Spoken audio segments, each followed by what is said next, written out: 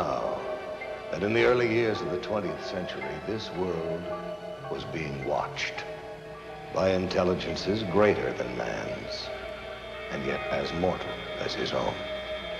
We know now that as human beings busied themselves about their various concerns, they were scrutinized and studied, perhaps almost as narrowly as a man with a microscope might scrutinize the transient creatures that swarm and multiply in a drop of water. With infinite complacence, people went to and fro over the earth about their little affairs, serene in the assurance of their dominion over this small, spinning fragment of solar driftwood, which by chance or by design, man has inherited out of the dark mystery of time and space. Yet across an immense ethereal gulf, minds that are to our minds as ours are to the beasts in the jungle, intellects vast, cool, and unsympathetic, regarded this earth with envious eyes, and slowly and surely drew their plans against us. So began a science fiction bestseller published more than 75 years ago, H.G. Wells's War of the Worlds. It was written and read as harmless entertainment. Science fiction was just becoming popular. Fairy tales for adults. And yet that world of science fiction is all around us right now, less fictional with every passing day. The evidence is here. Our planet is indeed being visited by intelligences greater than man's. They travel in spaceships, in flying saucers. People all around the world are seeing these craft. The Italians call them disci volanti, the French, soucoupe volant, the Russians, letayuschi tarielki. In America, we call them UFOs. There are literally thousands of police and pilot reports of UFOs, and over 900 landing trace cases have been documented. Cases where soil chemistry has changed. Swirled circles that testify to tremendous centrifugal force where something massive landed. But what? The military spokesmen of the great powers are suspiciously silent. Only one thing is certain. No earthly power has built aircraft that execute right-angled turns at supersonic speeds. And such craft are consistently seen and photographed tracking our test planes and space vehicles. Where do these alien craft come from? And what are their powers? And why are they visiting us?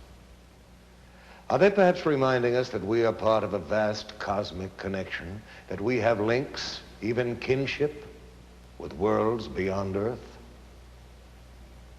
Or are they, as more and more people believe, trying to tell us that the knowledge we need to survive, to grow, is right here on planet Earth, hidden in our science and in our past? Our planet is in crisis. And some say all this has happened before, a long, long time ago, to that mysterious, fabled land, the lost continent of Atlantis. In the 4th century BC, Plato, in his dialogues, vividly described an island continent beyond the Pillars of Hercules called Atlantis. Ancient Mesopotamian tablets refer to a land destroyed by the Great Flood.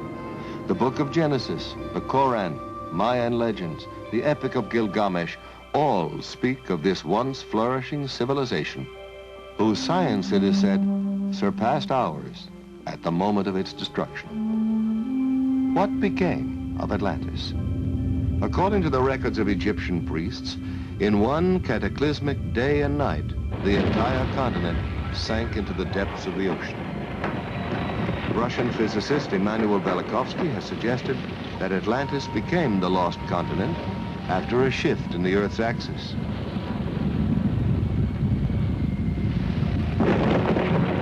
famous psychic Edgar Cayce believed that by misusing the powers of the mind and interrupting the evolution of the planet, Atlantis became the victim of its own perverted super science. And the people of Atlantis, what happened to them? Were they all destroyed? Or did some survive the Holocaust and migrate by sea and air to other lands? Did some Atlanteans retreat into the ocean and establish a magnificent undersea kingdom that still flourishes there today?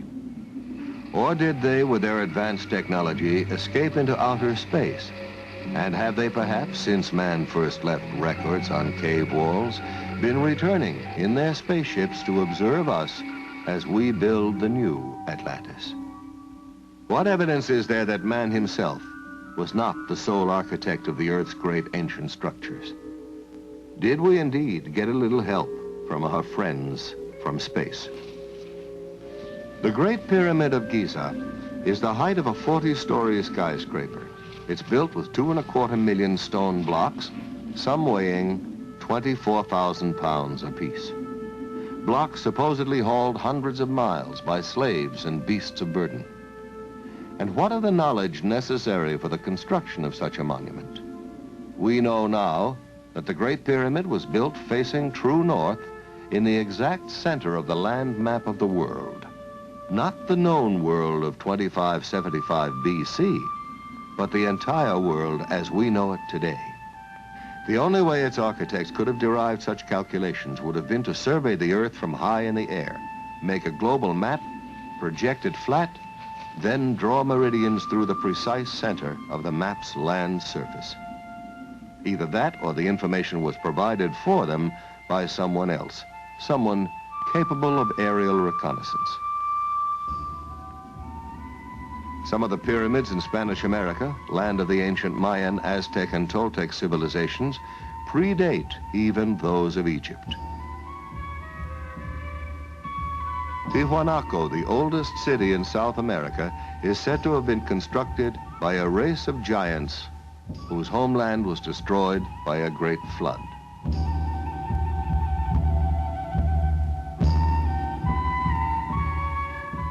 Archaeologists have discovered amazing similarities in architecture and artifacts in Egypt and at Tiwanaku. Similarities which have led some scholars to suggest that these two civilizations might have a common source, that perhaps Egypt was the principal colony of Atlantis in the Old World, while Tiwanaku was one of the drowned continent's colonial outposts in the New.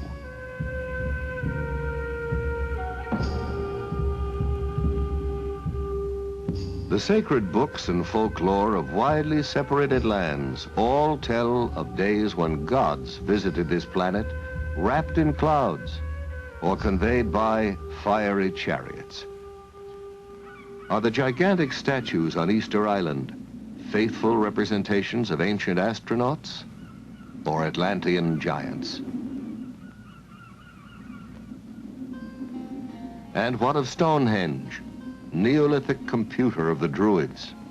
The parallel is not far-fetched, for it would take an IBM computer to decipher the functions of this calendar monument, to predict coming eclipses from the complex alignment of the massive stone slabs, each marking a position of the sun and the moon.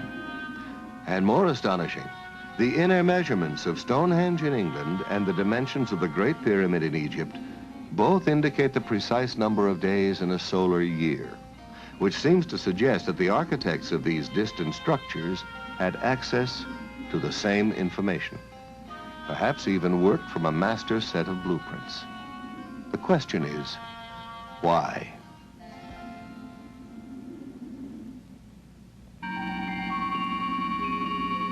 Imagine, if you will, a single team of architects traveling from continent to continent, employing local people to construct navigational aids, great beacons that could be seen from craft orbiting planet Earth. Beacons still operational today. Certainly the most permanent evidence that advanced civilizations have been visiting this planet since ancient times may be seen in these time-defying monuments, a world apart. But Let us consider what is happening in our skies today. It was exactly 8:05 p.m. when Air Defense Command received word that a mysterious light was hovering low on the horizon just northeast of Rapid City, South Dakota. Radar operators at Ellsworth Air Force Base shifted their attention to the northeast quadrant of the sky and immediately picked up an unidentified target. Air Traffic Control quickly contacted an F-84 patrolling in the west, asked for an interception, and vectored the jet toward the UFO. A moment later, the jet's radar picked up the unidentified return and locked on. The plane was just 3 miles from its target when the light suddenly moved away with a fantastic burst of speed. The pursuit lasted for 120 miles, but the jet could not gain on the object. Finally, the pilot abandoned the chase. At ground control, the fascinated radar men watched the unknown object change direction and trailed the jet back to the airfield. The evidence is overwhelming. The planet Earth is being visited by intelligently controlled extraterrestrial vehicles. In other words, some UFOs are somebody else's spacecraft. There are no good arguments against UFO reality if we consult the evidence. Stanton T. Friedman, nuclear physicist and lecturer, has been consulting the evidence on UFOs for over 15 years. One of the most extraordinary cases he has studied recently was that of Charles Hickson and Calvin Parker, 2 shipyard workers from Pascagoula, Mississippi, who claimed that while fishing on the bank of the Pascagoula River, a strange craft emitting a bluish light descended and hovered just above the oyster flat 30 feet away from them.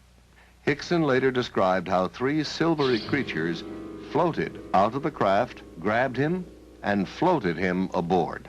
It was some kind of zipping sound, and when I turned around in this area out here, about 40 or 50 feet out there, there was some kind of craft, you know. It looked like it's going to come right onto the ground. But it came on down and hovered about a 1.5 feet or 2 feet off of the ground. But we didn't know what to do, you know. The river behind us and that out there, not knowing what it was. So, and then before we had time to really do anything, it seemed like an opening appeared. Toward the end, it was, you know, toward us. And the blue light, it had blue flashing lights as it was, you know, approaching the ground, but then they went out. And when the opening appeared, some source of light came from the inside. It was just almost blinding. Some UFO reports are hard even for governments to dismiss, especially when there are photographs to support the witnesses. At approximately 15 minutes to 10 Monday evening, several citizens from the East Los Angeles area phoned our station and stated that they were observing what they thought was an unidentified flying object. After receiving several of these phone calls, Officer Weinkoop and I were dispatched into the East Los Angeles area to investigate these possible sightings. We observed the object traveling in a southwesterly direction and gave pursuit of the object. While in pursuit, I was passenger officer and I was broadcasting a pursuit to my division watch commander, Sergeant Tigroin of Hollenbeck Division, LAPD. During the pursuit, I managed to take 1 photograph. This photograph negative was booked into police property using this report and this divisional record number. The spacecraft was oval shaped on top and underneath, like a large pancake blown up in the middle. It did not have any dome like many of them have reported to have had. And it seemed to be about 200 feet in diameter and about 30 feet high. One of the best photographic sequences on record was taken of a UFO over Trindade Island off the coast of Brazil. Military and civilian observers on the Brazilian training ship Almirante Saldanha saw this metallic craft nearly 150 feet long moving in over the sea to circle the island. A professional photographer aboard the ship grabbed his camera and took these photographs, which were officially released to the world by Juscelino Kubitschek, then president of Brazil, as authentic UFO pictures. Evidence of UFO activity over water mounts steadily. Jacques Cousteau has reportedly investigated UFO sightings over South America's Lake Titicaca. Thor Heyerdahl saw strange glowing masses underwater during his famous Kon-Tiki voyage. And there are literally hundreds of reports from marine scientists and ship's crews of mysterious undersea craft. What is the connection between UFOs and water? Are extraterrestrials using the oceans of our world as highly developed bases for successive space expeditions? Or are these craft, as some people believe, piloted by descendants of Atlantean survivors who sought refuge long ago under the sea? What evidence is there to support this speculation? We now have the means to explore our ocean floors, and divers have located vast stretches of what appear to be the paving stones of giants, stones as huge as the blocks that built the pyramids, crisscrossing the ocean bed in mid-Atlantic. Archaeologists have found the walkways and pillars of an ancient sunken temple off the coast of Bimini in the Bahamas. Are these undersea structures traces of one of the cities of Atlantis? Consider the mysterious triangle-shaped area in the Caribbean Sea that extends from the edge of the Gulf Stream, about 150 miles east of Fort Lauderdale, Florida, to 40 degrees west latitude in the mid-Atlantic. Known in olden times as the Sargasso Sea, this area is a graveyard of the unexplained. It's a place where strange things happen to compasses. Strange things happen to time. Down through the centuries, this watery graveyard has claimed Spanish galleons, windjammers, steamships, supertankers, pleasure yachts, and aircraft. Almost all disappeared without trace, as if the tentacles of some mythical monster had reached out and seized them. This area is known today as the Bermuda Triangle, or Devil's Triangle. On December 5th, 1945, 5 TBM Avenger torpedo bombers under the command of Lieutenant Charles C. Taylor took off from Fort Lauderdale Naval Air Station on a routine navigational mission. Surface winds of 20 knots, skies clear, visibility unlimited. Suddenly, just 15 minutes before the flight was due to land, Fort Lauderdale Tower picked up Lieutenant Taylor's frantic voice. The time, 4 p.m. Calling the tower. This is an emergency. We seem to be off course. We cannot see land. Repeat, we cannot see land. What is your position? We're not sure of our position. We can't be sure just where we are. We seem to be lost. Assume bearing due west. Well, we don't know which way is west. Everything is wrong. We can't be sure of any direction. Looks like we're entering white water now. I tell you, we're completely lost. Then, at 4:25 p.m.,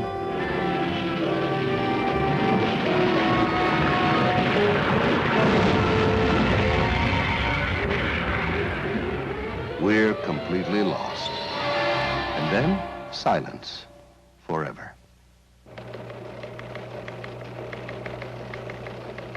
Immediately, the Navy dispatched a Martin PBM Mariner flying boat, a huge craft with electronic tracking gear, with enough fuel to remain airborne for 24 hours. Aboard, a crew of 13. By 7:04 p.m., the Mariner 2 was missing. In 3 short hours, the Triangle had literally swallowed up 6 planes and 27 trained men.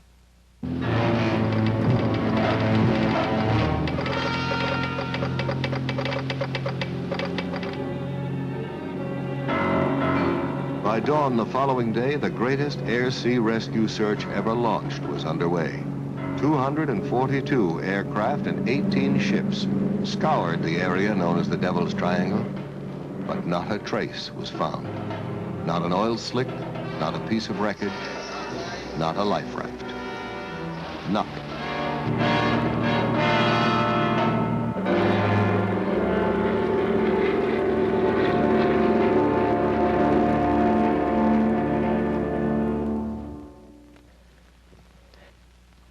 There's no comprehensive list of Triangle victims, but the litany of lost ships alone reads like a guest list from Davy Jones's locker. United States ship Nina, United States ship Grampus, the steamship Santa Clara, Star Ariel, the Home Sweet Home, the steamships Hewitt, Corner, Slocum, the Marine Sulphur Queen, the Southern District, the City Bell, the George Boston, the Raifuku Maru, and on and on and on.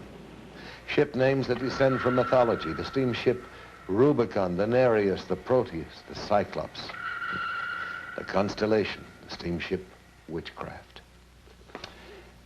Theories about the triangle range from piracy to tunnels into other dimensions, other time zones. Physicists have suggested that the lost ships and planes may have been victims of a magnetic phenomenon that disrupts radio communications, causes flight instruments to malfunction, but there is no conclusive explanation. The ominous question remains. Is this area controlled by some unknown intelligence? We are currently spending millions of dollars exploring the ocean's bed. Project Moho drilled 600-foot shafts beneath 12,000 feet of water in an attempt to decode the mysteries of the Earth's crust. And along with archaeologists and oceanographers, parapsychologists are joining in the search to locate evidence of the legendary lost continent of Atlantis.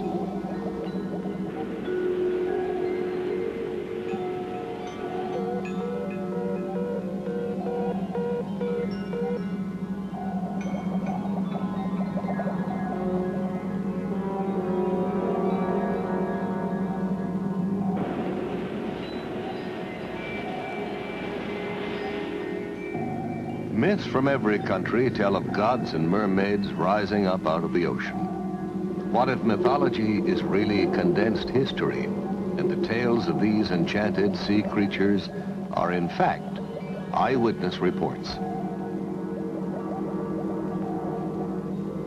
What if the whale that snatched Jonah from the raging sea was actually an underwater craft?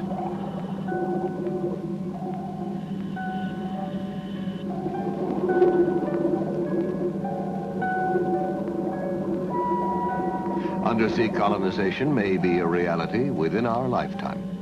Oceanographic institutes like Woods Hole and Scripps are collaborating with the government in undersea lab experiments to prove that man can live comfortably in an aquatic environment for extended periods of time. In order to survive under the sea and in deep space, man is developing new tools, mind tools, telepathy, clairvoyance, psychokinesis. The young Israeli psychic Uri Geller, who's puzzled scientists with his ability to bend metal with his mind and to dematerialize objects, claims that the power to do this is channeled through him from an extraterrestrial intelligence. Well, if Geller is right, we all have a lot of new thinking to do. Meanwhile, the governments of both Russia and America are quietly sponsoring psychic research. Both countries have seriously considered using telepathy, the direct transference of thought from one mind to another, as a means of communicating with submarines and spaceships. Another country where ESP research is being carried out with the utmost objectivity is Czechoslovakia.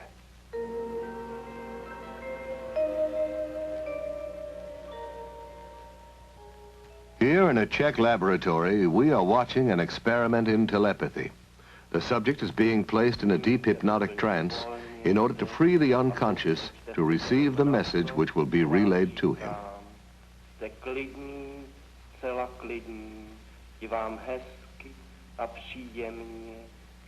First, the subject is placed in a deep hypnotic trance.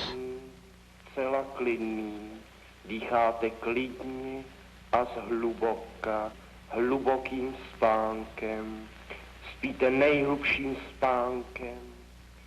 In this experiment, it is essential that there be no outside interference, that the subject's mind be clear to receive the mental message that will be flashed to him. Now the experimenter, previously unknown to the sleeping subject, selects at random an envelope which contains the name of a spice, pepper. He tastes it, and then mentally tries to convey the actual taste of the spice to the hypnotized subject. Now the scientist is saying to him, what I taste, you also will taste. What is it? And the reply comes almost immediately, pepper.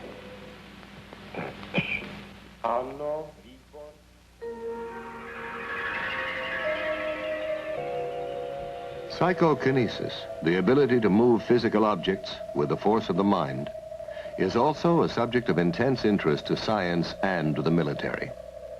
Here in Leningrad, under strictest test conditions, talented sensitive Nina Kulagina makes the magnetic needle of a compass rotate by sheer mind energy.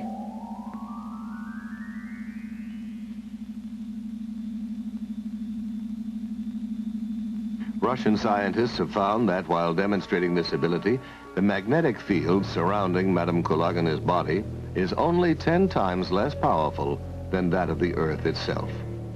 Using this same energy, Madame Kulagina can also make non-magnetic objects like these matchsticks, shielded under glass, creep toward her across the table.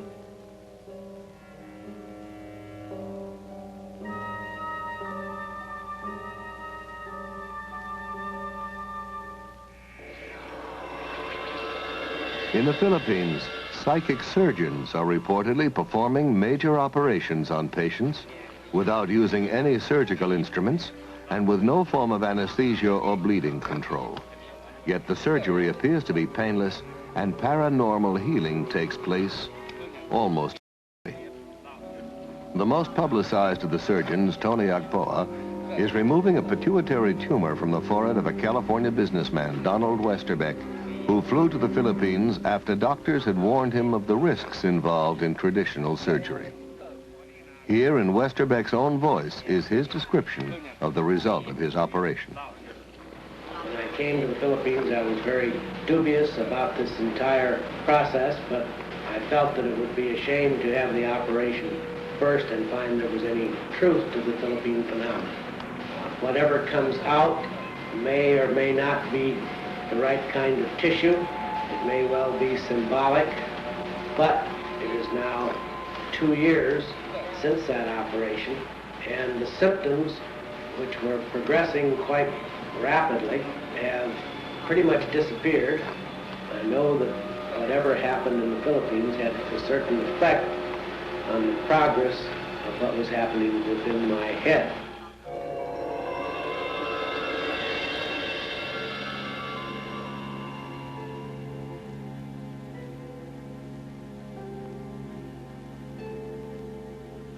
You're here for psychic healing. We have healers here who actually laying on of the hands. Now, whatever your ailment will be affected. In some cases sooner, in some cases a little bit later. You'll be subject to psychic healing. You'll also be subject to psychic readings that'll help us determine what your particular problem happens to be. The healers have this energy that flows through them, imparting a psychic energy. And this energy will flow to whatever part of the body. I think that most people that really get into healing professions feel like they have some kind of energies come out healing ability. They may not know what it is, but I think they get into healing because they're kind of led into it. I mean, physicians, nurses, even chiropractors and others. Have you been doing any heat treatment or infrared or? Nothing. This observer is a licensed physician, an MD, one of the first to inquire into this unusual method of healing to see what it has to offer to his profession. Oh, absolutely. Absolutely. No, there's no known physical cause for rheumatoid arthritis, and not really for the other kind, osteoarthritis either. Our usual procedure is to take psychic readings. This is a group of gifted sensitives who possess the extraordinary ability to diagnose a patient's illness by a method known as body scanning. They record their estimate of the possible illness by picking up vibrations directly from the sick person or by holding something belonging to her. Sometimes there is an actual transference of pain from the sick person to the diagnostician.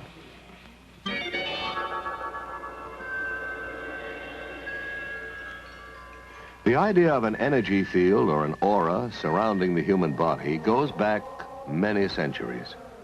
In biblical paintings, artists attempted to depict it by painting halos or aureolae encircling the heads of divine religious figures.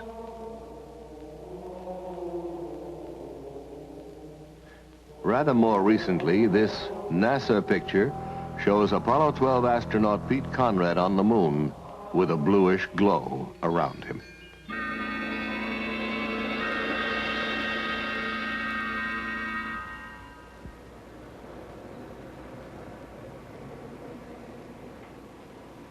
A leading American center of psychic research is the University of California at Los Angeles, where research psychologist Dr. Thelma Moss is experimenting with Kirlian photography, a revolutionary technique invented by Russian scientists Semyon and Valentina Kirlian, which captures on photographic plates the aura or energy field surrounding both organic and inorganic objects.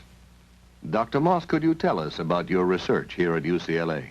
We've conducted about almost every area of research in parapsychology that includes telepathy, thoughts going from mind to mind, moving objects at a distance. Primarily now, we're extremely interested in energy fields around the body. But probably the most fascinating work that we're doing right now has to do with a photographic technique that was first discovered in the Soviet Union called Kirlian photography, or more simply, electrical photography. And we've been able to get some pretty fascinating stuff on moving picture film using this technique, and I'd like to show it for you now, if I may. Okay, I'm going to turn on the film projector here, and we'll be taking a look at some of our work in motion pictures. Due to the efforts of experimental researchers such as Dr. Moss, the technique of Kirlian photography may soon be of practical use in almost every area of physical science. Inorganic objects photograph very differently from organic objects. Coins have a steady corona. We get the illusion that there is movement going around it, but the actual corona itself is static and its boundaries fixed, whereas human beings show a remarkably different effect. This is the right index finger pad, and we can see how brilliantly around his finger there are flares, and the corona keeps changing its pattern. We took a young lady and asked her if she'd get drunk. Here she is, 2 finger pads on her right hand before she's had anything to drink at all. And it is rather a placid effect. After 4 glasses of champagne, we see that she's become considerably brighter and the gaps have closed. And from the backs of her fingers are emitted sparks from time to time. After 8 glasses, she's in a much better state. From the rear projection of her finger pads, there are brilliant effects. Now we tried before and during kissing. This is the left and right, male and female, before kissing, and we can see that the coronas of both are rather dim, with a gap definitely existing between their fingers at the point where they are almost but not quite touching. These same subjects were photographed during a kiss. Their coronas have become considerably brighter and, in fact, are reaching out toward each other, perhaps the woman reaching out a bit more to the man than the man is toward the woman. Here we find an extraordinary example, which doesn't happen very often. Do you notice the red blob of light appearing between the 2 people? In anticipation, we like to think of the kiss to come. While kissing, the white and almost pink colors have become much more prominent, and it would seem the man on the left is perhaps enjoying the experience a little bit more than the person on the right. Now, Dr. Moss has also observed through the Kirlian process the dynamic interchange of energy between a psychic healer and his patient. Apparently, after a healing treatment, there's a sizable increase in the widths of the coronae surrounding the fingertips of the patient and a corresponding decrease in the healer's corona. Another fascinating aspect of Kirlian photography is known as the phantom leaf phenomenon. People who've had a limb amputated often say that they can still feel it, even complain of absent fingers or toes that itch. Now this, according to scientists, can be explained by the persistence of old sensory patterns in the brain. But for years, psychics have claimed that they can actually see phantom limbs still attached to the body. And now the Kirlian technique supports their claim. In Dr. Moss's laboratory, first they photographed an intact leaf, then cut away part of the leaf and photographed it again. For a short time, a phantom counterpart of pure energy remained where the leaf had been cut. making up a complete sparkling outline of the whole leaf. One of the most dramatic things in Kirlian photography is the phantom leaf effect. Here is a leaf on the left side. It has been cut. We turn on the Kirlian equipment by placing an electrode, and here we see no phantom. Where the leaf has been cut, there is a kind of gap. However, by lifting up the electrode and replacing it very vividly, you can see the brilliance of the phantom effect. Extending beyond the boundary of the cut leaf, we can see flares coming out from various parts of the leaf and from its cut end. We cannot explain the effect. We simply know that it exists and that we can take it.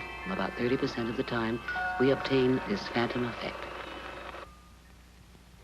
Dr. Moss, have you investigated any other types of psychic phenomena? Oh, I'm called on frequently. Psychotherapists sometimes bring their patients in because they've got some problems.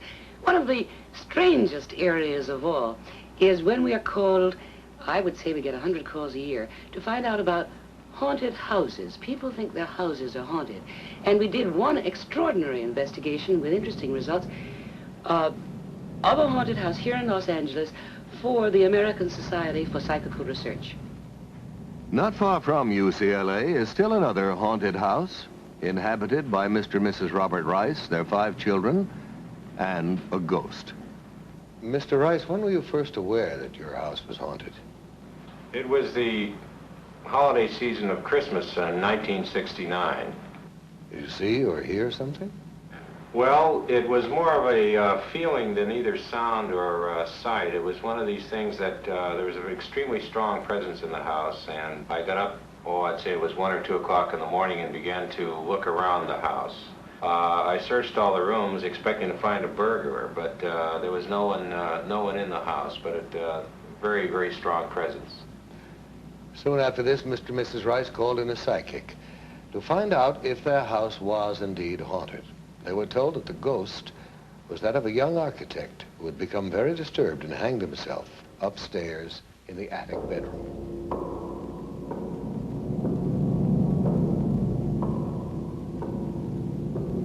Well, I was working in my studio downstairs. I'm a painter, and this individual had become such a familiar part of our family after a number of years that I more or less tried to communicate with him on working in this painting. I saw a man about 5'7", very thin, dark complected, wearing a white shirt rolled up to the sleeves, open collared dress shirt, dark pants, and black shoes. There was an immediate effect of the painting taking shape. It was almost as if it were directed, although I didn't move my hand. It's not really a painting of him as he looks, it's more of a feeling of his personality. The California Society for Psychical Research came to the Rice's house to investigate the case.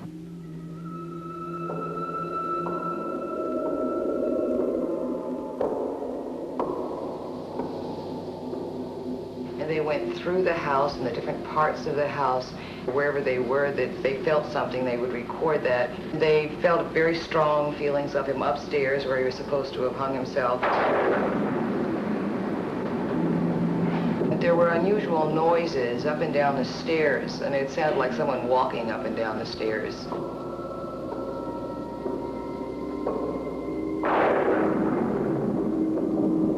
They also saw him in the same light and described him in the same manner that we had seen him.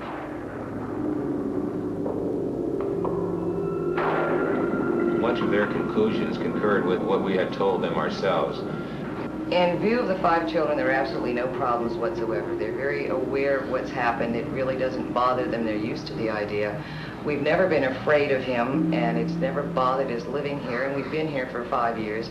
Actually, we've kind of enjoyed having him as a silent member of the family.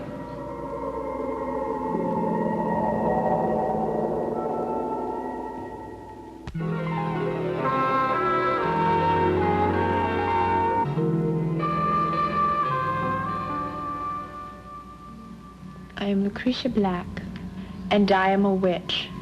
I practice witchcraft. I have always been a witch. I was born a witch, I was raised a witch, and my mother, grandmother, and great-grandmother were all witches. What is a witch? It's a psychic female who can project her energies and invade other people's subconscious minds, forcing them to do things they would not normally do.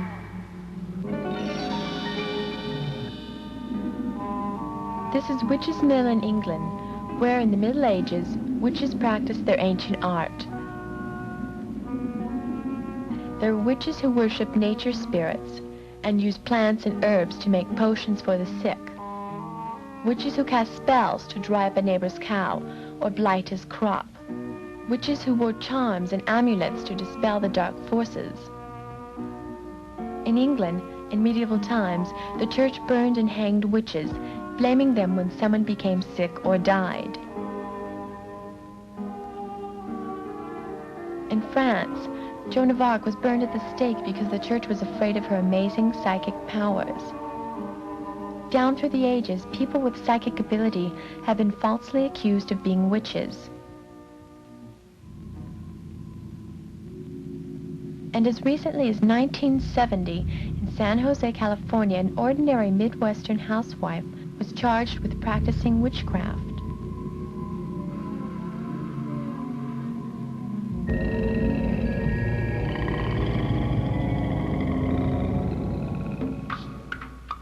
For years, we have seen people lying on beds of nails or walking on sword blades, and we've thought it was magic or fakery.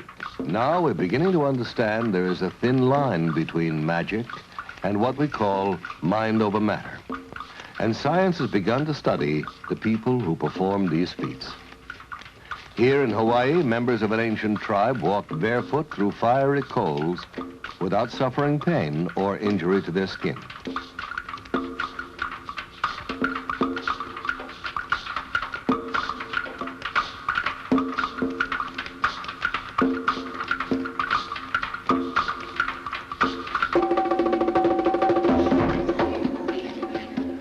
The world, highly specialized rituals are performed that tug at the deepest unreasoning levels of the human mind. In Brazil, voodoo cults still flourish. Ceremonies are enacted where voodoo priests invoke the spirits of the dead to take vengeance on the living. Animal sacrifices, chanting, beating drums incite the crowd to near hysteria.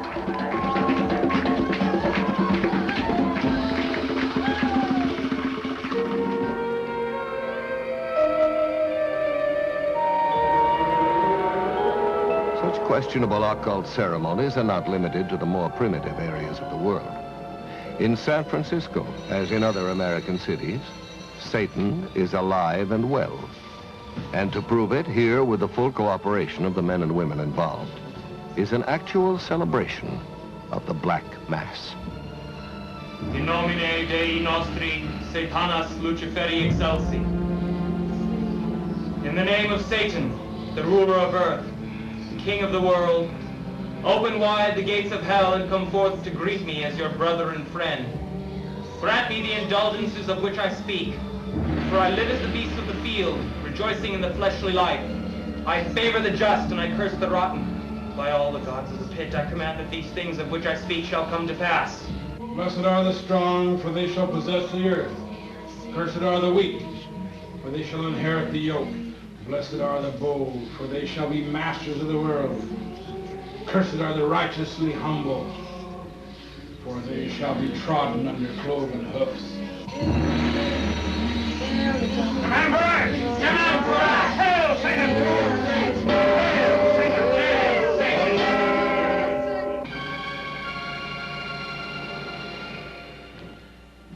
Some people still allow themselves to be seduced by the theatrics of dark and sterile practices. But most of us are reaching out to a new, exciting future. There is now a generation born to the knowledge that man can leave the earth. A generation prepared, even eager, for contact from beyond earth. And we're beginning to explore inner space to learn about the amazing psychic potential of the human mind. Where then do UFOs fit into our newly expanding awareness of the paranormal? Perhaps investigative reporter Ralph Blum, author of Beyond Earth, a book about man's contact with UFOs, could answer that question for us. Mr. Blum, what do you think about the UFOs? I think we have to consider them as an example of Murphy's Law. Murphy's Law says that if something can possibly happen, it will. There doesn't seem to be much doubt that UFOs are happening, that they are real physical objects occupying both physical space and time. But the data also implies that UFOs may not actually fly here over vast, enormous distances, but simply materialize here, function as physical craft while in our atmosphere, and then dematerialize. I interviewed Air Force pilots whose mission was to acquire UFO footage, men who've tracked and photographed UFOs and then just watched them vanish. Professor J.H. Bruning of the University of Mississippi has pointed out how closely a UFO experience resembles a psychic event. In both instances, something that, according to the rigid rules of science, shouldn't be there, appears and violates the known laws of space and time and gravity. Ghosts and UFOs seem to have a lot in common. Ghosts materialize, seem to float or hover above the ground, often communicate telepathically, then dematerialize, just like the reports of UFOs and their crews. These and other fascinating phenomena such as time loss, teleportation, and spontaneous healing are all associated both with occult and UFO experiences. And I'm inclined to agree with astronomer Alan Hynek, who suggested that we may be dealing with an intelligence that knows more about the physical world than we do, more about the psychic world, and is using it all. Mr. Blum, I understand that you got down to Pascagoula, Mississippi, just 36 hours after Charles Hickson and Calvin Parker had their UFO encounter. Yes, I did. It was the first time I'd seen for myself the profoundly disturbing effect of such an experience, not only on the two men, but on the entire town. Nothing that powerful had happened to Pascagoula since Hurricane Camille hit the Gulf Coast. And it was quite impossible to sit in the same room with Charlie and Calvin and not believe that something terrifying had happened to them. They had me one on this arm like this, and on the other one, you know, they had my other arm like that. And I just seemed to lift up to the same height they were off the ground, and we just moved into the craft. Now inside, how did they lay you out? Do you remember how it happened? Yes. I didn't see any tables or chairs or anything in there. I'm not saying it wasn't in there because the light was almost blinding, but I didn't see any. And when they carried me inside, they seemed to just lean me back, you know. And this eye, well, I keep referring to it as an eye, it moved up in front of me about this close. Mm-hmm. And it started right at my eyes, looking me right in the eye. Uh-huh. And it hesitated there for a few seconds, and it just started moving over my entire body. When they brought me from the craft along this area here, and they didn't drop me, you know, they just released me back to the ground. And I fell. I don't know why my legs were weak. I don't know why it was the fright or what it was, but I fell onto the ground. And that's when I seen Calvin. He's standing right over here in this area, and he was standing facing the river with his arms outstretched like that, just like he was staring at something. A man in Missouri gave a paper on 546 landing cases from 34 countries. These all involve traces, that is, where some marks were left after the UFO took off. One place where this happened was on the Johnson Farm in Delphos, Kansas, November 2nd, 1971. The strange marks in the middle there are a ring of soil affected by a UFO. There are a whole host of tests run on the ring. It's clear that something strange happened to the soil as far down as 14 inches deep. To give you an example of what happens to soil, the soil on the left was from that ring, obviously different in color and texture, and I might say from laboratory tests also different in composition from the normal soil on the right. As long as UFOs remain in the air and perform impossible acrobatics, we can all enjoy arguments about who is hallucinating. And the military can tell the anxious citizens you did not see a flying saucer. That was Venus, or swamp gas, or migrating geese, or whatever. But all that changes when the UFO lands and aliens disembark. One of the most amazing and agonizing of such experiences involved a couple named Betty and Barney Hill. While driving through the White Mountains of New Hampshire in 1961, the Hills lost several hours on the road. Unable to account for the missing hours and plagued by recurring dreams, they finally sought psychiatric help. While under time regression hypnosis, both Barney and Betty Hill relived being taken aboard a strange, glowing craft manned by beings not of this earth. While aboard, they were given an extensive medical examination and told that they would not remember what had happened to them. This is a model of one of the UFO occupants as described by Betty Hill under hypnosis. They were under 5 feet tall, with grayish skin, and communicated by some sort of thought transmission. In contrast, the creatures that floated toward Charles Hickson appear to have been servo mechanisms or robots. The pointed spike ears prompted astronaut Brigadier General James McDivitt to suggest that they were probably some kind of advanced radar device. Another version of what they look like, this is a drawing made by an artist, a composite based on hundreds of eyewitness reports. And obviously most landings don't get reported. This character is about 4.5 feet tall or so. 2 arms, 2 legs, a head and a body.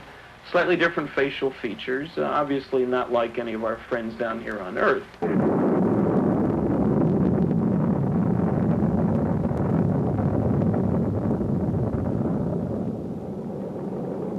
However, there are definite parallels in behavior. They have Earth excursion modules, which behave very like our lunar excursion modules. Take our Apollo program. We have strange-looking flying craft carried on board a launch vehicle. They hover out in the boondocks on the moon, land, a couple of humanoid-looking creatures climb out, wander around, pick up rock samples, play games, then re-enter their craft, lift off, disturbing the soil behind them, rendezvous with the mothership, and zip off toward another planetary body. The same sequence, in fact, that have been observed here by UFO witnesses. One of our pioneer astronauts was Brigadier General James McDivitt. In 1965, General McDivitt spent 4 days in outer space as command pilot of Gemini 4. General McDivitt, have you ever seen a UFO? Yes. During my flight on Gemini 4 in 1965, I saw an object in space fairly close to our spacecraft that I could not identify. It looked to me like maybe the upper stage of another rocket. I tried to take some pictures of it, but unfortunately the pictures did not come out properly. We never were able to identify what it was, and all of our ground radar tracking data indicated that there shouldn't have been another object anywhere near us at the time. General McDivitt, do you know anyone else who claims to have seen a UFO? Well, yes. As a matter of fact, I know all kinds of people who claim to have seen them. Some of them are very legitimate, and some of them I think are just having fun. I had an opportunity recently to meet a gentleman from Mississippi who claims to have actually been taken into a spacecraft. And quite frankly, I believe that that gentleman is telling what he considers to be the truth. He wasn't looking for publicity. He wasn't trying to be funny. He was trying to be very honest. He was very sincere. And quite frankly, I walked away from the whole conversation with him believing that what he said is true as far as he's concerned. Well, I kind of thought it was people at first, you know, off like that. But of course, when they appeared there in front of me, it was the most shock I've ever had in my life. They were shorter than me. I'd say about 5'2" or 3", and they didn't have a neck. The head, it seemed to come directly to their shoulders. And it had something that came out to a point about where a nose would be, and on each side, the ears. And I believe that they looked like they were a little longer on the ears than the nose. But it seemed to me when they came out that doorway, or that opening, or whatever it was, then just almost instantly, they were right there on us. Their arms, they had arms, and I saw the arms moving here and in the shoulders. But they had web. I mean, their fingers were webbed, and then they had something like a thumb, and they were... Can you tell me about the lie detector test? When they were asked to come over here to talk to these people, they had in their mind that it was just a big joke. And if I understand it correctly, they ran one test on Mr. Hickson. The machine showed that he was telling the truth. Then they run another one, And then the examiner, he began to wonder himself. So he ran the third test, and he believed just what Mr. Hickson had told him. Sheriff Diamond, can you tell me just what happened that night? We questioned them at length. And then we left the room and recorded every all the conversation they had. Recorded between the two of them. And one of them kept wanting to pray. And he said, after all I went through on this earth, I said, why should I have to see something like this? Calvin Parker, I was questioning him, and at one time he wanted to climb the wall. That's how nervous and how shook up he was. But since I was down there, and since I was a physician, and several other scientists and investigators were asked to consult and look into the situation, I was asked, would I mind if I would be present, and I said I wouldn't mind at all. And while it is still very difficult for us to believe that a spaceship landed and that robot-type creatures came out and actually took these two people into the spaceship, these men, in my opinion, believed that they saw this and that they were being honest in reporting what they have reported.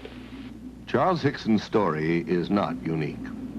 UFOs first soared into the news in this country in 1947, when pilot Kenneth Arnold saw 9 disc-shaped objects skimming along at high speed and in an unconventional manner, like a saucer would if you skipped it across water.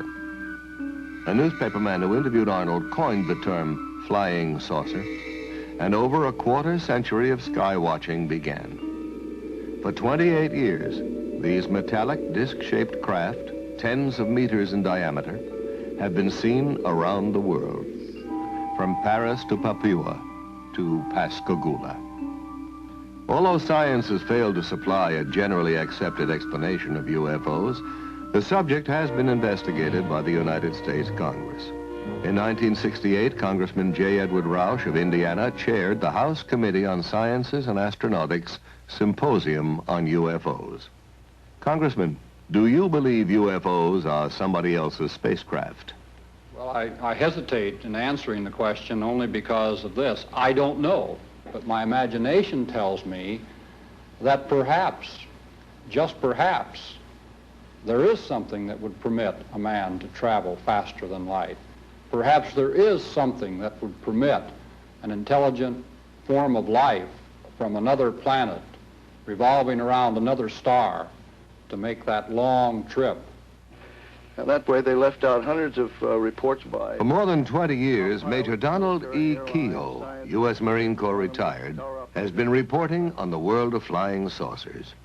I understand, Major Keyhoe, that like physicist Stanton Friedman, you believe that we are being visited by intelligently controlled vehicles from other planets. I do, and I agree with the Air Force. They've had a secret conclusion to that effect since 1948. A few years ago, I conducted a symposium here on Capitol Hill, and the participants of this symposium were scientists of some renown. They were scientists who had an interest in UFOs, and during the course of that symposium, photos were presented which purported to be UFOs. One of the scientists who analyzed the photographs at Congressman Roush's hearings was Dr. Robert M.L. Baker, Jr., who has consented to evaluate for us 2 UFO films from the files of the Smithsonian Institute in Washington, D.C. We see here the Montana 1950 film showing 2 bright objects taken by Nicholas Mariana of Great Falls, Montana. The natural phenomena that is often given as a source of these images is airplane reflections. Airplanes, unless moving at unrealistically high speeds, would have to be so close to the observer as to be identified as airplanes in order for them to portray the kind of motion seen on the film. I don't concede these images to be airplanes, airplane reflections, comets, or other well-understood natural phenomena. We don't know whether these are sophisticated weapons. Everyone denies that they are. Our own country denies that they are sophisticated weapons of this country. This film was taken in 1952 by Delbert Newhouse, a Navy photographer, near Tremonton, Utah. He estimated that there were approximately a dozen metallic objects shaped like 2 saucers, one inverted on top of the other. The official explanation was that the objects were a flock of soaring gulls. But Dr. Baker had this to say. Birds, such as gulls, simply don't make the kinds of accelerated turns at high speeds that were measured on the film. There also exists some meteorological data that would indicate that there were no updrafts that could have allowed the birds to maintain flight for long periods by simply spiraling. It would be seem more likely to me that it is some natural phenomena or even possibly something from outer space. There is, however, another theory. The Bermuda Triangle is not the only area in which navigators have been troubled by the odd behavior of magnetic compasses. As every school child knows, something strange happens to your magnetic compass as you voyage into the Earth's polar regions. Scientists have turned to space, to the upper atmosphere, even to the sun, to account for this magnetic anomaly. But responsible reports suggest a greater mystery. A large concentration of UFO sightings in the Arctic and Antarctic has led some experts to speculate that these regions may serve as landing bases for extraterrestrial craft. It's even been suggested that the flying saucers, in fact, emerge from and re-enter the Earth's interior by polar doorways, and at the center of our planet is their true place of origin. In 1947, Rear Admiral Richard E. Byrd, in command of the U.S. Navy Task Force, flew 1,700 miles beyond the North Pole, not as would be expected over frozen icy wastes, but across a vast land of mountains, freshwater lakes, rivers, green vegetation, and animal life, a land not recorded on any map. From the evidence provided by Admiral Byrd and other famous explorers of the Arctic and the Antarctic, it has been suggested that the Earth is not, as we have been taught, a solid sphere with a fiery center of molten metal, but is in fact a hollow shell in which a small amount of the original fire remains to form a central sun capable of emitting light and of supporting plant growth. It has even been claimed that the huge mammoths found frozen in the polar ice are not prehistoric, but were animals from the Earth's hollow interior that wandered to the surface and froze to death. Proponents of this theory estimate that the Earth's crust is approximately 800 miles thick, with openings at its polar extremities. They suggest that Admiral Byrd and other explorers actually entered the openings leading to the Earth's interior without knowing it. These explorers assumed that they were still traversing the outer surface because the downward slope of the entrance is so gradual and because they could not see the other side of the opening, which is hundreds of miles away. Almost to a man, scientists ridicule the hollow Earth theory. They will tell you that the only hollow spaces anywhere near the poles are located in the heads of those who believe in the theory. And yet a number of disquieting questions remain unanswered. How then do we account for the warming effect, the presence of increasingly warm winds as one travels north beyond 70 degrees latitude? Why do these winds carry enormous quantities of black dust? Why does colored pollen stain the snow red, green, and yellow over thousands of square miles of the Arctic? Why are all icebergs composed of fresh water? And why do explorers find tropical seeds and plants and even trees floating in the fresh water off these icebergs? Where do all these things come from? Well, the answer to these questions is obvious to anyone who believes in the existence of an unexplored region hidden in the Earth's interior. But the hollow Earth theory is not limited to this planet. In his book, A Journey to the Earth's Interior, Marshall B. Gardner discusses the bright lights seen shining from the polar caps of Mars, Venus, and Mercury. Concludes that these planets also have hollow interiors and central suns. According to Gardner, the aurora borealis, the northern lights, result from the rays of that central sun inside the Earth, projected through the polar opening into the night sky. Now, before we join in the laughter of scientists at these notions, we should remember that 100 years ago, the world's most prominent astronomers staked their reputations on the fact that rocks did not fall from the sky. Today, these rocks are called meteorites. Science, like any living thing, must grow. Now, one of the crucial new questions for scientists is how to travel through deep space. Are there cosmic arteries, openings maybe in the fabric of the space-time continuum? In the past, man ascribed immortality to the stars. But now we know that, like ourselves, stars are born, grow old, and eventually die. At the end of their lifetime, stars only a little heavier than our sun suddenly blaze up in a supernova explosion, becoming giant galactic flares that collapse into white dwarfs and then eventually burn out to become black dwarfs, each about the size of the Earth. If the star is somewhat heavier, it will collapse to a much smaller and far more compressed neutron star about 10 miles in diameter. But what happens to stars at least 3 times the size of our sun? Those which do not reach a quiet old age as a neutron or dwarf star. Scientists believe that the collapse of these enormous stars is so powerful that once it begins, nothing can ever stop it. They continue to shrink until the gravitational field surrounding them is so strong it becomes completely closed off from the rest of space. Nothing that enters this region can ever escape, not even light. And so these stars become invisible black holes in the fabric of space. Stars that have blinked out and died, yet are still there, exercising a devastating effect on every particle of matter that enters their gravitational fields, where gravity is so intense, it warps space, imprisons light, halts time. Astronomers are now speculating about the possibilities of huge rotating black holes in which the tremendous distortion of time and space is so extreme as to generate a passageway to another world. A future astronaut plunging down a rotating black hole could perhaps never return or communicate again with our world. But he might emerge in a different time, a different corner of the universe, or perhaps even a different universe. And it's not so unlikely that an advanced technological civilization could have overcome the hazards of black hole travel, harnessed their power to voyage through time as well as through space.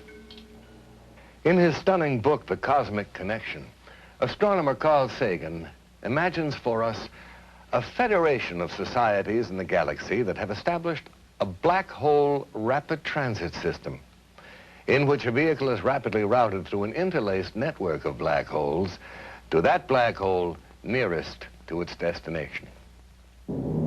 As even more dramatic evidence of interplanetary penetration, we can look to Siberia just after the turn of the century.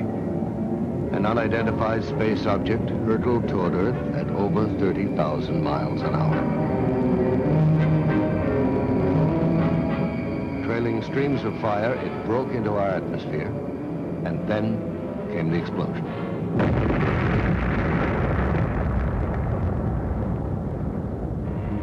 Equal in force to a thermonuclear blast. A huge mushroom of fire and smoke, an explosion like none recorded on Earth before that left traces of radioactivity and felled trees within a 40-mile radius. And yet there was no sign of a crater. On January 7, 1948, officials at Godman Air Force Base near Fort Knox, Kentucky, observed a strange object passing over them at high speed. Minutes later, at 2:30 p.m., a squadron of P-51 fighters approaching from the south was asked by the Godman Tower to investigate the UFO. Captain Thomas Mantell, the squadron leader, left the formation and began to climb. At 2:45, Mantell notified the tower he was at 15,000 feet. Got something in sight above and ahead of me. Some kind of a huge metal object, but it's not a plane. I'm going to 20,000 feet. At 3:15, Mantell radioed again. It's now directly ahead of me and moving at about my speed. I'm trying to close for a better look. That was Captain Mantell's last transmission. All further attempts to reach him failed. Less than an hour later, searchers found the plane. Mantell was dead.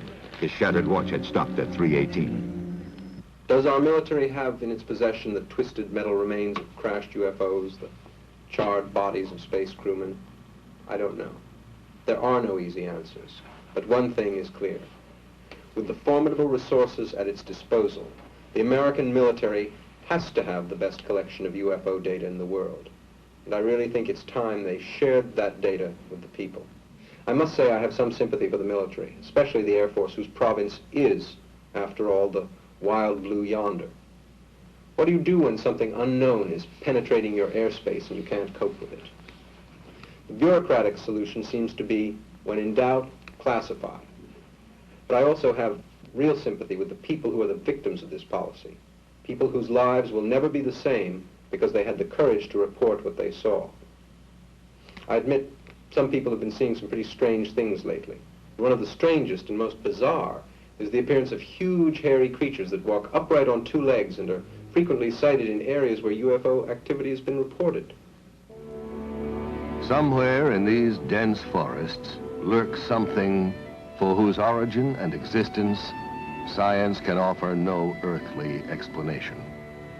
Called Sasquatch in Canada, Bigfoot in the western states, Folk Monster in Arkansas, Momo in Missouri, Skunk Ape in the Florida Everglades, these foul-smelling giants, some of them reportedly 10 feet in height, crash around in the undergrowth, uproot trees, invade logging camps, and terrify witnesses.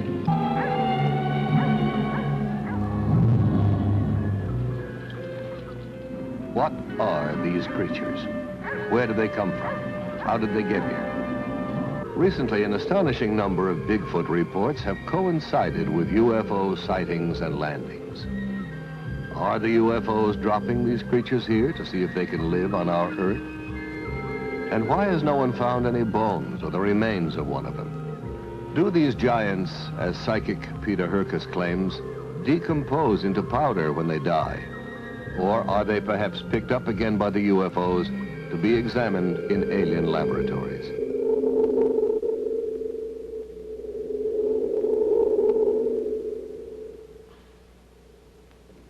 Is the Bigfoot a cosmic mutation? Incredible as this notion may seem, we're contemplating even stranger possibilities in our own laboratories. In 1818, when Mary Shelley first conceived of the Baron Frankenstein, the idea of one human being fabricating another was sheer fantasy. Now the inconceivable has become a near reality, as scientists around the world do research in the new and ominous field of genetic engineering. By a process known as cloning, we can now reproduce genetically identical copies of an individual organism. Already, experiments in cloning plants and lower animal forms have been successful. The way has been paved for similar experiments with human cells. At the University of California at San Diego, Dr. Walter Desmond is carrying out research in cloning. In this laboratory, we're working with a variety of cultured cell lines. These are cells originating from various tissues in the body, which can grow essentially forever in culture vessels. The material from which we start, the animal tissue, is made up of a number of different kinds of cells. Since we are often interested in studying only one cell type, it is desirable to have cultures which come from a single cell. We would expect then all cells in such a culture to be identical. This is accomplished by cloning, putting a very small number, even one cell, in a culture dish and allowing the individual cells to grow. Colonies of cells arising where there was originally only one can be isolated and studied with the assurance that all of these cells are of identical origin. There is still some question whether cells of higher animals have this potential. At the University of Indiana, Dr. Janice Brothers has been doing extensive work on the development of lower animal forms, such as salamanders, from a single parental source. Thus, the new specimen salamander grows up to be essentially an identical twin, a generation removed, of the single parent. Axolotls are a type of salamander which come from Lake Yacamoco in Mexico. The axolotl is useful to scientists because many mutations have been described in this animal. The development of each characteristic of the body is controlled by genes. A change in a gene is called a mutation.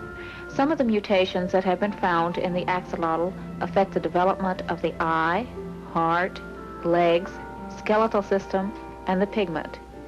The golden and white axolotls are animals which have pigment mutations.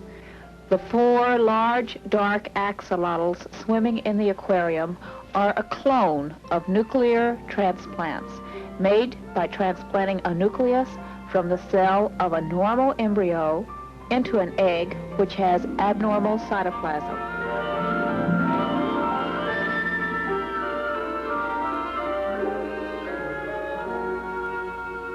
First, man thought that only man possessed communication systems. Then we made friends with the dolphin. And now plants take their place among the communicating life forms of this planet. Since 1969, Marcel Vogel, a senior research chemist at IBM, has been actively engaged in the study of man-plant communication. Vogel believes not only that plants respond to our thoughts, but that they are supersensitive instruments for measuring our emotions. Working with green, broad-leaved houseplants like this philodendron, Vogel wraps a copper wire around the plant and attaches a small stainless steel electrode to the plant leaf. The wire is then hooked up to an amplifier and polygraph recorder, and he is ready to establish a stable baseline, a sort of plant heartbeat on the graph. One of the earliest experiments that we did was the threat of attack. With the help of his assistant, Chuck Magnosa, Vogel will now attempt to project thoughts of attack and then monitor the plant's response. So what I'd like to have you do, Chuck, is to build a strong thought form of an attack. Chuck, think a strong thought of attack and then commit the act on the plant. Any shift of the needle on the graph is regarded by Vogel as a response from the plant. When the needle jumps wildly, it is the electrical equivalent of a human scream. Next, we will see both Marcel Vogel's and the plant's response to his assistant, Tom Montalbano's directed thoughts. Both the plant and Marcel Vogel are tied into the narcophysiograph biofeedback machine. This is the plant response telemetered through the stainless steel electrodes. Here is Marcel's galvanic skin response. This trace is Marcel's pressure and his cardiovascular relaxation and tension of the blood vessels. This trace is the temperature variation coming from Marcel's hand. As you can see, it's lowering. Now be quiet. Now I'll focus into you, Tom. Tom, do you like women? Definitely. Now it's responding to you. And this time I'll focus on to your liking of women. Now here you have my response to your thought, but nothing with the plant yet. Now we're getting an emotion, a response, you see, right here. I had a thought of doing some healing work. Good. Now repeat that operation, that thought. There's the repeat. There you picked it up. Now it transferred. See, your mind was locked in. There's the thought finally transferred. All right. Look at There this. it is. There's a response to our personal interaction. It's always a thrill to me when I see this happen, because it's hard to believe that we are all linked together with thought. So we really become one with each other and nature. And that's why I love this type of work. Now here's my response to the thought of love. I said the word love. Look at the Marcel Vogel is pointing out how, with identical equipment, the plant's response is greater than his own. That it actually picks up more information and is therefore a finer instrument for measuring emotion than man himself. Research into the secret life of plants raises some awesome moral questions. Should we, for instance, give up cutting roses in our gardens? Should we eat only vegetables that have died a natural death? And what is natural when we speak of death? The human race has come a long way since Faust sold his soul to the devil. Now we are ready to negotiate with death, to treat dying and death as a disease, and a curable disease at that. In March of 1963, biologists at the University of Oklahoma confirmed that the skin cells of the Egyptian princess Mene were still intact and, in effect, alive. Yet Princess Mene has been dead for several thousand years. Ancient Egyptian priests apparently knew many of the secrets of life preservation, secrets we are now in the process of rediscovering through a branch of science so new that most people have never heard of it. The name is cryonics. Cryonics is a program of extended life. Because of the tremendous gap between the research laboratory and the general practitioner's office, it appears it is no longer appropriate to bury or cremate an individual simply because he is suffering from a terminal disease and has suffered a cardiac arrest. In fact, there is much more we can do utilizing the newest developments and breakthroughs in the science of cryobiology. In fact, cryonics regards dying and death as a disease, most serious indeed, but not necessarily incurable. How do you cure a patient of death? Well, under ideal conditions, a patient would be in a hospital, and just seconds after cessation of heartbeat, death certificate would be signed, constituting legal death. Immediately, the patient's body temperature must be reduced to 0 degrees centigrade just as soon as possible. This is accomplished by usually placing the patient in a cold bath solution and rapidly reducing the body temperature. The purpose is that we are trying to reduce the metabolism. We are trying to slow down the dying process as rapidly as we can. Preparing the body for the second phase of cryonic suspension, which is perfusion, where the body is actually brought down to temperatures all the way down to 300 degrees below zero. This process of perfusion consists of replacing the blood in the body with a biological antifreeze that protects the cells from these very, very low temperatures. Once the patient has gone through the perfusion process, they are placed in a temporary environment of dry ice until a capsule has been prepared, a cryogenic storage vessel made out of stainless steel that will contain the patient's body and also provide the low temperature refrigerant. In this case, we're using liquid nitrogen, which has a temperature of minus 320 degrees Fahrenheit. At this temperature, for all practical purposes, time ceased to exist. We are not in the business or interested at all in freezing bodies and trying to bring them back to life. In fact, what we are doing is we are slowing down by utilizing low temperature biology. We are slowing down and stopping the dying process just as soon as it legally becomes possible. The churches are very much in agreement with the objective of extending and saving precious life. Here we have a young lady who was placed in cryonic suspension, and actually the church not only agreed with the procedures, but actually provided a Monsignor to come down and bless the capsule in the hope that indeed that this woman could be saved. How did you become interested in this research, Mr. Nelson? Well, as a child, I was fascinated with the phenomena of hibernation, how animals could survive long, foodless, cold winters. Most recently, we had a real example of a human being, a young man by the name of Armando Sicaros, who wanted to escape from Cuba. And he conceived of the idea of stowing away in the wheel well of a high-flying jet.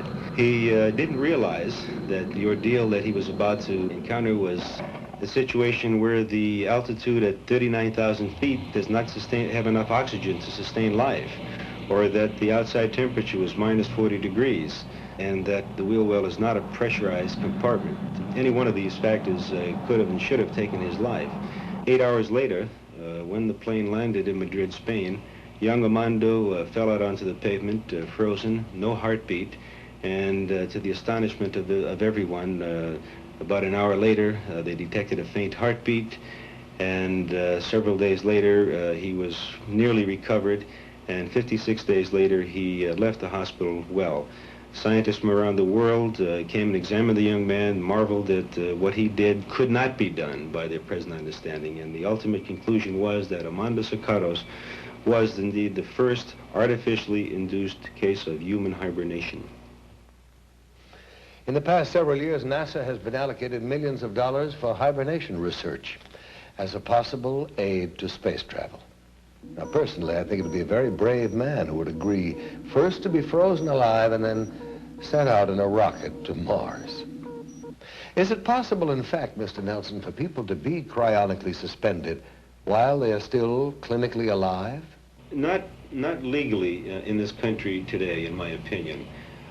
We often have requests from patients, terminal patients, who are suffering terribly from cancer or other diseases, and who would like to have their bodies cryonically suspended as soon before they suffer the final stages of death and the agony and so on. However, it is not possible because of the legal definition of death. The process cannot be started until cessation of heartbeat. But it definitely would be to their advantage biologically, medically, and I hope someday that we will be able to actually apply these procedures to patients when they are in a terminal condition, if that's what they desire. To some people, this is one of the most gruesome, I might even say chilling, developments of the biological revolution. But not, I think, as threatening or as mind-stretching in its implications for the future as is cloning. I recall reading a French essayist who suggested that when man is on the verge of creating life, God will return. He will smile wryly and announce, "Closing time, gentlemen, please." No, not long ago, the concept of growing a whole organism from one cell, asexually, in a laboratory would have seemed impossible. But already scientists are contemplating the cloning of human life. Dr. Richard Siegel, professor of genetics at UCLA, has agreed to discuss some of the ethical, the social, and even the political implications of science interfering with evolution. Dr. Siegel, is it likely, in your opinion, that cloned man will become a reality in the near future?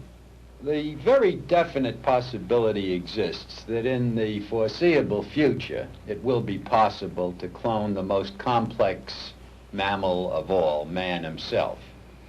We have the theory, we have the scientific know-how.